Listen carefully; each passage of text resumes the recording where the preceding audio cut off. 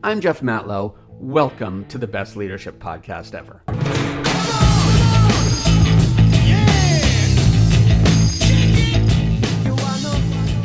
Welcome back to the pod, the most fun way to learn life's leadership lessons. Hey, also, go to thebestleadershipnewsletter.com, subscribe to that. If you love this podcast, you're going to adore the newsletter. But first, I want to tell you about a trip I had to the market. You see, a funny thing happened at the market recently, and when I say funny, I kind of mean disappointing. It was the day after a holiday, and the store had about 30 unsold balloons that were already inflated.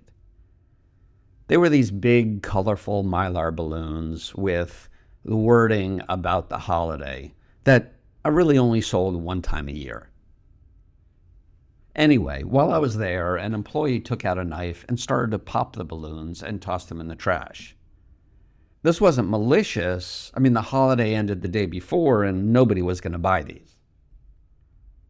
So I said, kind of semi-jokingly, "Can I have one of those balloons for free for my daughter?" Without looking at me or stopping her popping, the employee said no. That's it. Just no. Now, I'm not sure what surprised me more, the response or the tone in which she said it. You know what? It was the tone. Definitely the tone. And as she continued to pop the balloons, she mumbled an offer to sell me a balloon for half price. Keep in mind, I didn't actually hear her tell me the offer. Somebody else told me she said it. But this isn't about me getting a free balloon, or even a half-price balloon for that matter, nor is it about my daughter getting one. If I really wanted a balloon, I'd happily pay full price for it.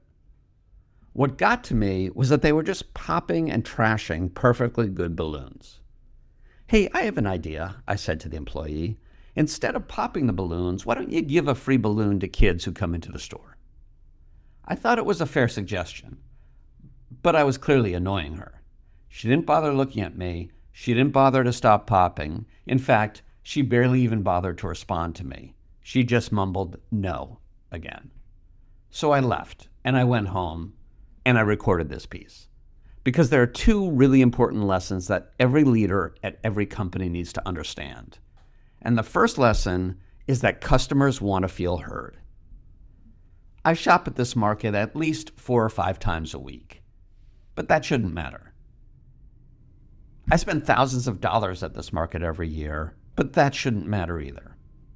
Regardless of how much I spend or how often I buy things, the simple fact that I walked into their establishment should make me a valued customer. And the most undeniable truth about your customers is this: customers want to feel heard. They want to feel like they matter. Customers do not like you to pop the proverbial balloons. In fact, they'll abandon your brand faster than that pop balloon can fall to the ground. Now, I don't care if the customer is wrong or right in any given interaction. Rarely is that actually important. What is most important is that when a customer is speaking to an employee, that employee understands their responsibility to give them the courtesy of actively listening. Nothing makes a customer happier than feeling like the company actually cares about them, and that's the power of active listening. And nothing makes a customer more frustrated than feeling like they don't matter, and that's called popping the proverbial balloon. Here's the critical part of this. It's more important to acknowledge a customer's feelings than it is to follow their suggestions.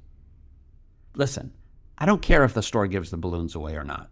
It's not my circus, they're not my monkeys.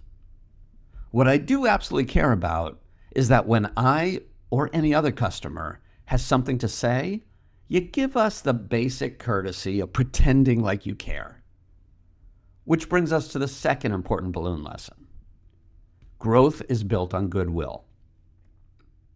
Sure, giving away balloons to kids is a kind thing to do. Kindness is important. But I'm not on this rant here to talk about giving away your excess inventory to be kind. I'm talking about business. I'm talking about customer acquisition, retention, and revenue growth. And there's one inalienable fact that extends across every single industry. Customers want to feel surprised and delighted by a company or brand. And the more frequently your customers feel surprised and delighted, the more goodwill you accumulate. And the more goodwill you have, the more money people will spend with you. Let's take the simple act of surprising a kid with a free balloon as an example. Yeah, it'll make their day. But here's what else may happen. Their parents will be ecstatic and may spend more money with you that day. Or the kid and the parents will talk about the free balloon to others. Those other people may start spending more money with you as well. Or other shoppers who witness you giving free balloons to kids will think more highly of you for your kindness, and they'll keep coming back and spending. Plus, your company will have an enhanced brand image in the community, which will result in increased business. Imagine if each parent and witness told only 2 other people about the free balloon. That's 180 other people who are positively influenced by your actions and may spend money with you. Surprise and delight goes a long way. Companies pay a lot of money to build that type of goodwill. Why? Because goodwill means growth. Goodwill is like the gorilla glue that affixes your customers to your brand. In my leadership coaching practice, I come across a lot of people who don't recognize the importance of building goodwill and how ridiculously easy it is to do. The days are filled with opportunities to build goodwill with your customers. You just have to consciously look for them. Hey, if you're an account manager who hasn't talked with a big customer in a while, send them a text to check in and tell them you're thinking about them. They'll love it. If you're a salesperson who has prospects you're hoping to close, set up Google alerts so you can ping them when you see news that may impact their business. They're more likely to buy from somebody who cares about them. And do you have to deliver something to a customer? Give them a deadline as far out as reasonable, then beat it as much as possible. So instead of trashing your leftover balloons, give them away for free to random kids. Keeping your customers happy isn't really that hard. You just have to act like the helium instead of the knife. Help them rise up instead of tearing them down. And for goodness sakes, stop popping your customers' balloons. Hey, if this resonates with you, go over to thebestleadershipnewsletter.com and subscribe there. You can also join the Best Leadership community there and get on the path to promotion. Thanks again for listening. Look forward to talking to you next week. Have a great one. Bye.